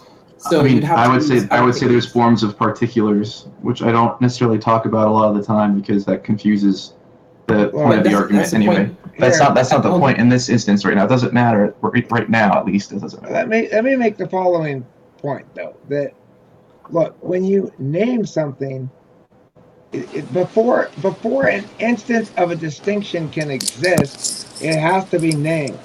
So, for example, if you're talking about dogs, did dogs exist prior to the species distinctioning name? No, they didn't. In fact, there was no such thing as a dog. There were just various individual creatures that weren't part of a class. And that was the case. I don't agree. And that was the case until people named the class and drew the distinction. Then all of a sudden, dogs were a class of things, and that class of things was distinct from other things. So words are meaningless then? No, words are how things become instantiated as existential. In other words, the class of dogs exists. What are those things? Look, because the thing is, words are approximate, objective representations of things that have no distinct binary objective form, namely fluid things. How are you defining a thing? Does a thing have substance? Well, it depends on which kind of thing it is. If it's a space object, it has certain attributes or certain definition. If it's a time object, it has a different definition. There are two planes of existentiality, each of which has to be accounted for. If I'm going to use, if let's say we're the first humans on Earth, Eric, and we're going around naming things, what are those things? Are they things with substance? I mean, I would say the first thing that gets named is probably you and me. You know, it's like I'm going to say you, me. So do I have substance before you called me something? When I named you, you became instantiated as a distinct entity that has a name. Until that moment, you were not a distinct entity with a name because nobody had observed you as such. You were the most raw form of existentiality, namely an awareness of seeking and attainment. So, okay, that awareness of seeking and attainment, does that have substance? No. That's the So it's not there then. You're saying we call nothing something. It's the manifest. It is conscious existence. It's the same thing as conscious existence. In other words, you cannot consciously exist as an agent without manifesting. All right. Well, this is adding other variables like agency and stuff. Let's say we're naming dog first for some reason, or you're naming a dog first. It's just you or something. So you're gonna name this thing. What is that thing? Is it anything before you name it? I mean, you experience fluid experience. The naming of it allows you to suddenly approximate the fluid experience into an object that you can look at that says static. Prior to being objectively rendered into a static approximation, no, it doesn't exist at all as a statically rendered approximation. What about I'm going to call it a form matter composite, but the thing that's running around out there in the field? That notion that there's a thing running around out there in the field, that distinction is predicated on the naming of the thing as distinct. Okay, every distinction is a manifestation of an experience of an observer.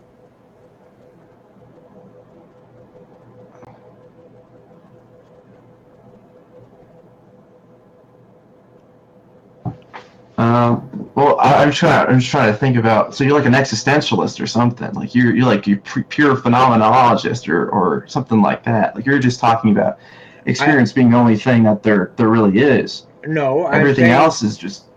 I'm saying that we create objective representations of things that have meanings for the purpose of communicating approximations of each other's experiences to each other. And for people like us who are extroverted intuitors, or people like INFJs who are introverted intuitors, in the first slot, we are all about meanings, and we tend to mistake the map for the territory all the time. We think that because the meanings are concrete, they must reference something concrete or distinct or defined. But in fact, objects in the world aren't meaningfully defined in the way that the words referring to them are. But we are referring to something that has substance. Is the point? Is that when we talk about dog, we are referring to something. We're referring to. Yeah, we are, because it applies to all these individual particulars. We are referring to something. We're referring to the distinction that we cause to exist by making it. But there still has to be something that you're making a distinction upon. Correct. Once you make the distinction, there becomes something that you make the distinction upon. In other words, it's not a distinct entity in your existential experience at all until you draw the distinction, at which point it necessarily becomes named. Apply to it. Are there things that are there waiting for meaning to be applied? Only insofar as you observe them as distinct. But that's giving meaning to something. I mean, It's true. You cannot know or interact with, have as part of your experience something that is utterly meaningless, because if it is, you wouldn't remember it, wouldn't be able to talk about it. In order to render anything communicable, it must be then rendered into static approximations of the thing. So you keep saying, but look, this static approximation refers to something, right? Well, in language, it necessarily does. Correct. It has an antecedent in language.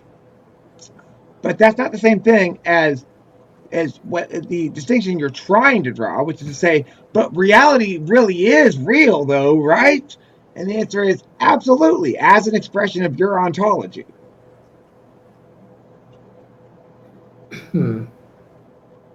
Well, I mean, okay, well, let me just understand. But yeah, I mean, we are obviously referring to something, but you're saying we're not referring to anything. So how are we gleaning that sort of information to make the distinction? Where does the distinctioning come from? That capacity to do so? Well, I mean, that's called... Why do I experience things as different in the first place? Because we're capable of abstract representation in such a way that we can engage in very realistic approximations of other people's experiences. In other words, it seems I'm not talking about other people's experiences. I'm talking about me as an individual. Why, before I ever name things or come to know the names of things, why am I able to make distinctions? Why do I have a distinctioning capacity within myself? Well, okay, here, let me show you this thing. This doesn't really answer the question why, but it does answer the question of how, okay? So let me show it to you. It says your first existence, aliveness, okay? I can't see it, by the way. So okay, well, I'm just listening to you. I'm sharing my screen for those who can. Existence or aliveness is, in fact, the first manifestation of self. The instantiation of you as an entity is the instantiation of the observational distinction between seeking and attainment. In other words, between wanting, being hungry, and being full, basically. Okay, and that thing is the source of authenticity. They say Si and Fi realities that go beyond any abstraction, that are inherent to being a being. Okay, is to have a preference in that regard, to prefer to not suffer. The second thing that comes into play as an entity is distinction in the physical world. You create a physical world by developing a fiction called object permanence, and by developing a fiction called shape constancy. Okay, what that means is the fiction called object permanence is that shit stays where it is when I'm not there. Because what I'm really developing is a distinction between the observer and the object. In other words, the object's not conditional upon my observation entirely. Okay, in other words, I can pretend as though it stayed where it was rather than me reinstantiating it by observing it a second time. That's the illusion of constancy of self that's contained within object permanence. Shape constancy says these objects remain the same things, even though when I look at them from different angles, they actually look very different. So I might show you a circle, and it might look like one thing if I show it flat to you, but if I show it on its sideways to you, it'll look like another thing. We know it's the same thing. Are you an empiricist? What I'm explaining is how these empirically so realities are created and manifested as part of each individual's ontology, as part of their development of the human being's capacity to be, which is contingent upon creating these apparently true things or objective things. Yeah, but are you an empiricist because you're saying the first distinction or one of the first distinctions would be hunger and contentment or whatever, right? I'm saying the first distinction is between seeking and attainment. Okay, because of things like that, though, right?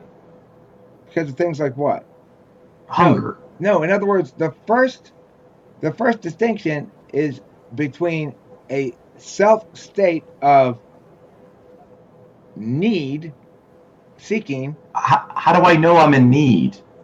Well, it's implicit to being a human being. In other words, that's the one thing you have to be. If you don't have that, you're dead. That's the definitional distinction of aliveness. Being practical, Eric. Stop. What do you mean it's impractical? No, you're being practical. Try to I'm bring being- practicality where it doesn't belong. Get your What? TE out. Where? What? Oh, this. Look, the thing is, there is a distinction between that which is a living thing versus that which is a metaphysical object versus that which is a physical object, and the distinction is. Is it something that we named, or is it something that we experienced? We had to experience that to name it, right? No, in order to communicate about it, we have to reduce it to a name. Oh, so okay, so to communicate it, yes, we agree now, right? Because now you're saying that we have this distinction inherent of being alive, is that we understand that there is an actual distinction. We're not talking about being alive right now. We're not talking about any of our experiences at all. We're talking about statuses and how they should line up in an array with each other. Okay. So I need to go take a shower pretty soon. I can come back for a bit when I'm out, but okay. The point is, I do think that's a big point. Is what you're saying is that you're saying that there is a distinction that we already know from just being there, alive as a person. We don't know it. In other words, the reason we're alive and the fact that we can distinguish between need and fulfillment are the same thing. Okay, the distinguishing between need and fulfillment, were they things before I called them that? No, they're implicit to subjective existence. They were not anything until we called them that. Correct. They were just, in fact. So I was not in need before I said I'm in need. I wasn't in need. You have no possession of any aspect of yourself before you actually achieved agency. Okay, number 3 on this list. You have no possession of any piece of yourself. I'll be back in a few, Eric. I'll be back in a few. Although I think Audra probably knows what I'm getting at. Ontologically, you were impermanent. You were just a fluid process prior to developing the distinction agency. At which point you have causality. I think Audra should come in for. I assumed she was already. I thought you were already gone. She was. She's got it. I got your message. I didn't. Just because I ignored it doesn't mean I didn't hear it. It does seem that there's still this thing that we're dancing around, and that's because I think all that is trying to be agreed upon is the assumption that in order to give a thing a name, in order to separate it, in order to give it meaning, there has to be something to apply that to. Or there doesn't necessarily, but many things to which we give meaning. Well, sure, it's. But substance does not require meaning. Oh, look, the thing is, obviously, we can communicate, but if there was no substance, what would why would there be any reason to communicate it, right? Or like you said about the idea of needing. What would the idea of needing, why would it come about if there was not substance other than self? Well, see, this is the thing. Needing without approximation produces a impermanent self. That's why none of us remember the first year of our lives. Because it was a fluid process that was devoid of meaning-making capacity. We hadn't yet developed the necessary realities. In other words, the reason I can't remember from 0 to 1 is because reality hadn't come to be yet in a way that was permanent for me. And it wouldn't until I had created ontologically as part of my exemplifying a kind of consciousness that's attained language, that until I attained the linguistic capacity to create the distinctions that were required for me to understand those distinctions as having any permanence, they didn't have any permanence. They didn't exist in that capacity. They didn't exist to you. You couldn't prove their existence after the point. But I mean, basically what I'm hearing from you is that you're saying that unless I can prove it, there's no point in thinking about the idea of substance outside of my own No, record of it. what I'm saying is, why should we believe that my ontology actually existed when it's a process the entirety of which is self-realized if I don't even remember it happening at all? The fact is, Eric didn't exist until Eric constructed himself as a distinct entity. Prior to that, he was a process, but not yet an entity. Well, to you, Eric didn't exist, but say to your parents, Eric existed, whether Right. whether Eric knew it or not. Because they had objectified this process into a status called son or whatever. In other words, they created meaning links with this process of being that was inhabiting a physical body. And then they said, I create the fact that this is my son by naming him such. I create the fact that this is an entity already, even though it expresses none of the distinctions that entities normally do, by naming it in the way that I am named and other adult entities are named, as though it could respond to a name and understand it, because I expect it to adopt this by habit. Means and things with agency, though, which is not necessary to the argument. Say again? You keep making this specific to entities with agency, which muddles what the original kind of. No, it's not, because you keep thinking that truths can exist outside of agency, but truths are only ascribed to statements. First of all, truth is, but regardless, the thing themselves are only distinct because we can name them as such and communicate that distinction. Without the ability to communicate that distinction, the distinction simply doesn't exist. You're saying that they're not functionally usable. I think I'm getting Eric's argument. Are you saying that unless you've been distinguished? However, the simple point is you still haven't answered the question. The idea is, what are you distinguishing? What is that substance, that formula?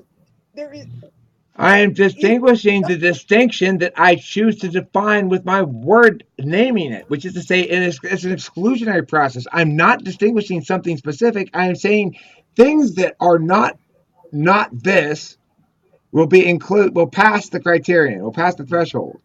But things that Eric, are not this won't pass the threshold. Create a concept. Okay?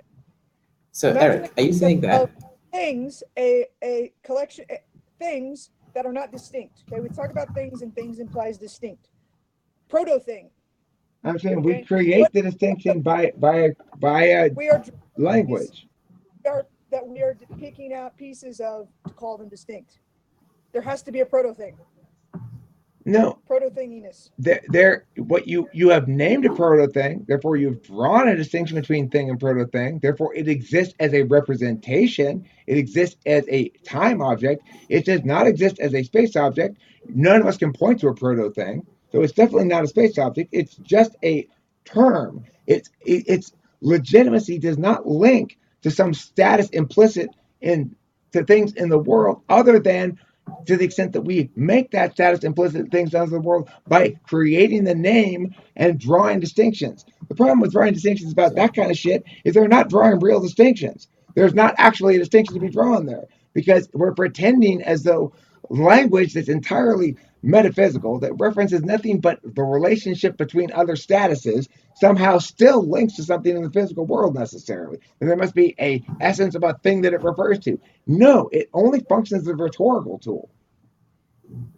So Eric, just to simplify it, are you saying that basically there's a fluid nature of everything? Everything is fluid. Therefore, words are only used to make those distinctions, and therefore it limits your perspective because you focus on these things that you've created, and therefore these things become a thing because you've made that distinction. But everything is on a fluid scale of different potential. So words kind of legitimize that experience that you say. It's not everything's on a fluid scale. It's that we comprise our identity, which is to say our existence, which is to say the only reality we ever will inhabit is our own, comprised entirely of things that we've put in there or developed over time, right? So the thing is, we do that through a variety of different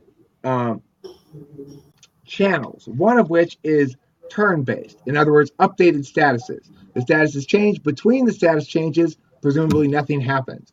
Stuff actually happened to cause the status to change, but nothing happens to the status itself. It's either on or off. It's binary. So we deal with interfaces like social stuff in terms of updated statuses, because we don't really know the other person's perceptions. We have to deal with approximates. We can deal with Yes, exactly. our own feelings even by approximating them and making them useful for argumentation, but then we aren't using the values of our own feelings to determine the argumentation. Then we're using some other methodology like validity or something. We can choose Yes. any of these various means that we have to choose to understand our own existence.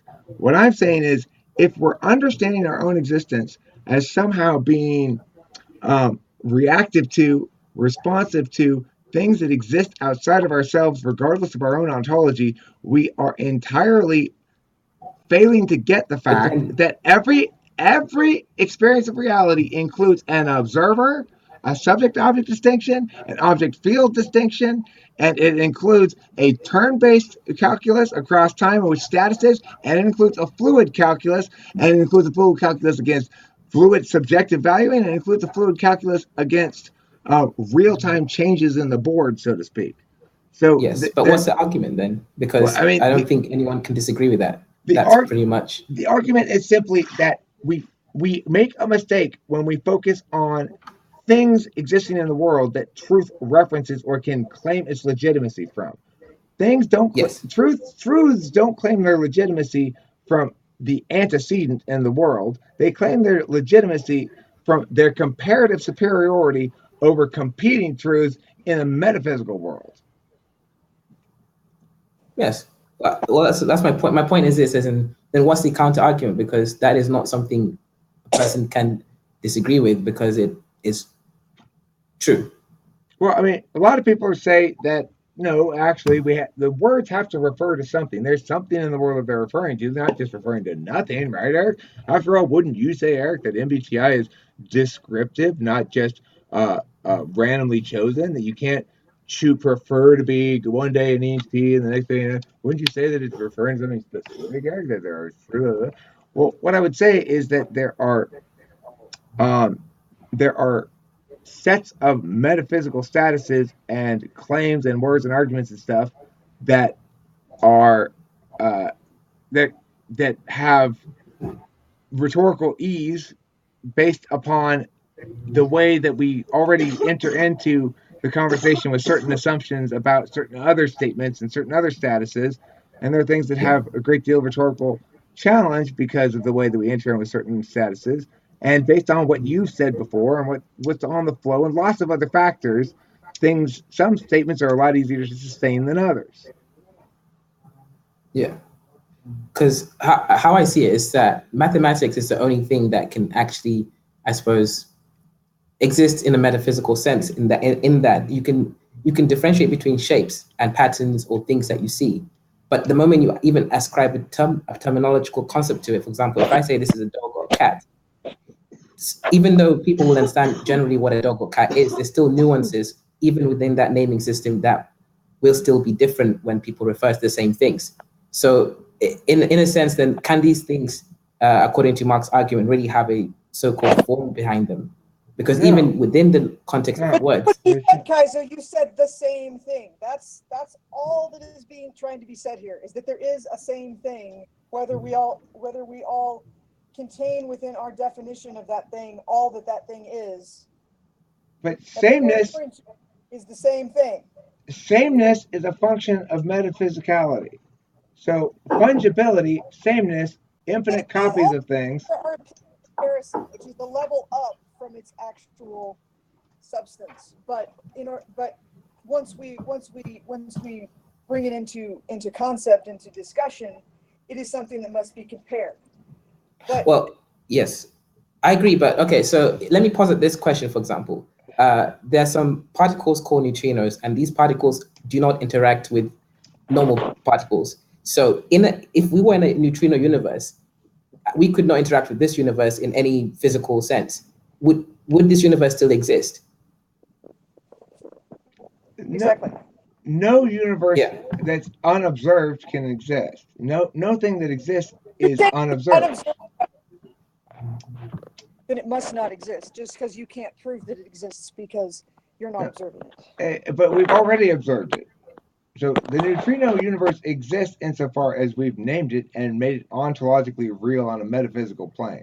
Does it have a referent in the dimension of physical reference? In other words, does it have an antecedent in the physical world that we could point to and say this has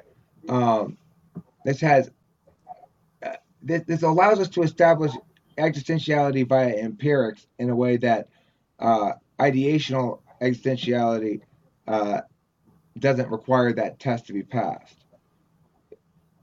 Is that meaningful? I don't know. It doesn't really matter unless we have a specific question at hand. And the thing is, of course, if we can look for a physical antecedent, and that means we're capable of finding one or not finding one. Now, let's say we found indicators that this proposed hypothetical existent thing that was metaphysically existent, we found indicators that it was not physically existent. Well, then would it be physically existent? No. It would have the status of not physically existent until and unless that status changed. It would still have the status of metaphysically existent, and it wouldn't really be relevant in either sense as to anything about the physical world. So basically, everything exists in the metaphysical, but unless you can observe it in the physical, then it doesn't exist. Communicability requires existentiality. In other words, a word, in order to communicate any meaning, it has to first create the distinction that then it conveys to another. It conveys certain distinctions by way of other distinctions the person already understands. The thing is, those distinctions don't exist before they're expressed and understood. And until that moment, the extent to which an idea, a proposed hypothetical place or thing exists or not, is not observed. It doesn't have standing to exist yet. It first has to be observed as a distinction to have standing to exist at all. Okay, if we have a reference point, so let's not talk about the infinite metaphysical sense, but let's talk about human cognition. Do we not still have like a base programming that allows us to observe the world in a certain way? For example, the sky is always the sky, the ground is the ground. These things do not actually need to be called a ground or sky. We intuitively know that these are ground. So in support of Mark's previous argument, but not completely, aren't there some things that we just have a form for? Maybe not complex things like dogs, but just the ground, the sky, etc. An underlying grammatical distinction that people draw as an existential grammar is field-object distinction. So regardless of what we're doing, we're going to define certain aspects of our experience as fields, shit that takes care of itself that we're ignoring, that's expected to stay the same or to stay the same on relevant vectors. So something might change, but it's not relevant to the thing I'm focused on, then it doesn't matter. I can ignore it and it's this thing that goes on over here, like the air conditioner going around. Well, the fan spins around, it's changing, but I don't need to pay attention to it because it's teleologically not changing. It's continuing to fulfill the same purpose and do the same thing from my perspective the whole time. So we have to make a field object distinction because there's a finite amount of power an observer has to observe things. And remember, before we can experience anything or have any meanings or know anything or be anything, we have to observe it into existence. And so we can't observe. Some things have to not be existentially meaningful. The fan going on in the background, I'm going to forget it. I'm not going to pay attention to it. It's not even going to exist as far as I'm concerned as a character in my story after a while until something draws my attention to it again, and then now it's existent again. Did it really cease to exist? Well, yeah, it really did. But then, okay, fair enough. But then what if you had, for example, a blind, deaf, and mute person who couldn't express themselves in the physical world? Would there not those other things that affect them, but they have no control of controlling, then exist? Because you can't just ignore it. There's something that is outside of self that is acting upon them. Whether they can observe it or not is irrelevant. It exists as processes, but not entities. Entity realization requires the ability to reduce processes to statuses. So there are approximations of the fact that things change over time it's a weird ability that humans have to represent a fluid process as a static object in a system to understand the interaction of objects in the system according to both the relation between the objects and the relation between the grammar of the system. So because humans have the ability to do that, which is a really remarkable ability if you think about it, that's why it's an open system. You know, we can always we're never trapped by our own. We can never out clever ourselves. Well, so it does posit an interesting question because, for example, I mean, as a human, you're 99.9% empty space. You're mostly empty space. But if you touch another person, you don't just phase through them.